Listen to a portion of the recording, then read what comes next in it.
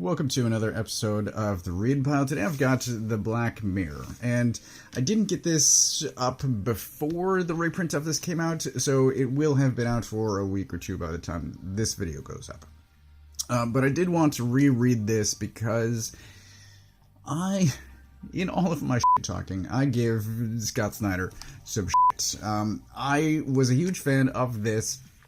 This is what he wrote before him and Capullo took over Batman at the start of New 52. And I think this is better. This is the 11 issues. It's 871 through 881. It's the tail end of the pre-New 52 era, and it's possibly the best single issue I've read from Snyder. The final issue here, it's just phenomenal. I'll get to that. So here's sort of where things start, which is this is after the death and return of Bruce. Bruce is dealing with Batman Inc. at the time, leaving Dick still as the Batman in Gotham City. Jock draws most of this, and then Francavilla draws the James Gordon sort of backup single issue stuff. It's and then in the final issue, they both contribute. But this is just phenomenal. There are a couple of miniseries. So this is a 3-part story involving an auction house, and the more information that is learned about the auction house, the less believable, the more annoying I find it. Personally, it's one of these things that fundamentally is selling confiscated police evidence back to rich private citizens, stolen evidence being sold at auction. And like, that alone is a fine idea. I'm perfectly happy with that.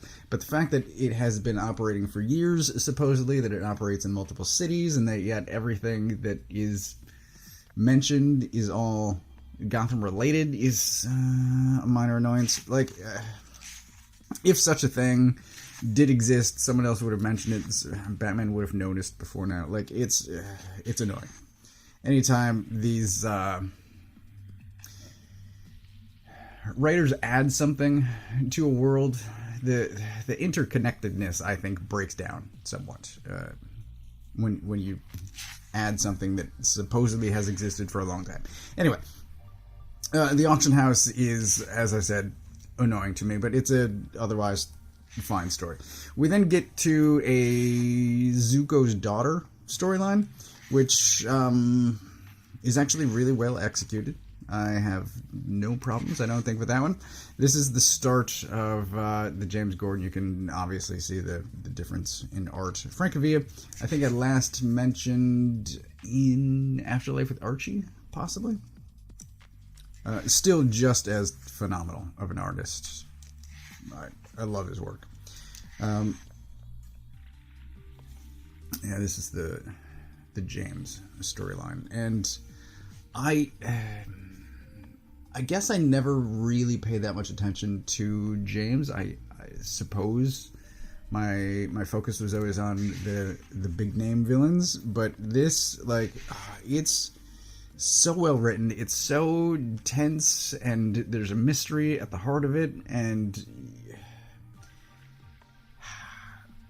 there's some sort of waffling back and forth as far as, like, do you want to believe him, or do you want to believe Barb and Commissioner Gordon? Like, it's so well executed. It plays out so slowly in mostly the background of the main title, these miniseries, and it builds and builds until we get to the final issue, and I will still get there.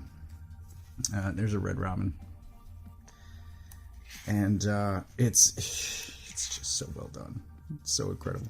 Anyway, so the next one is Zuko's daughter, and it's sort of mob family related. It's also well done. There's then a Joker single issue, I believe. It's also great. I generally think Joker is overused, and that, I mean, the whole death of the family thing that he does in New 52 is excessive, and then the, like, magic metal and his being immortal, like, all of that's super annoying. And then here we just get Joker for a single issue, and it's perfection. Like, just, if you need to do a Joker story, and it seems like every Batman writer needs to, then just get it out of the way and move on to other things, because he's just overused.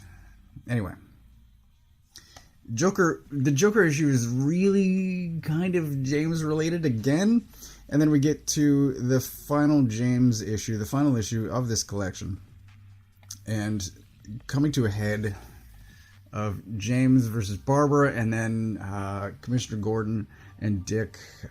It's really just the four of them, the interconnectedness of them, and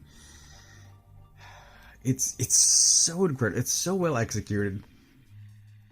It's so intense, as I said, and like, he does this thing, it's almost Ozymandias, where he's like, oh, I already stabbed you while you were unconscious. Oh my god, it's so incredible. It's so well done. I love it so much. As I said, I think that issue, that final issue, might be the best single issue I've read from Scott Snyder. And that's sort of the level that I will continue trying his material, even though I am sometimes annoyed, let down by it, because I want to find another gem like that. It's perfection. It's so damn good.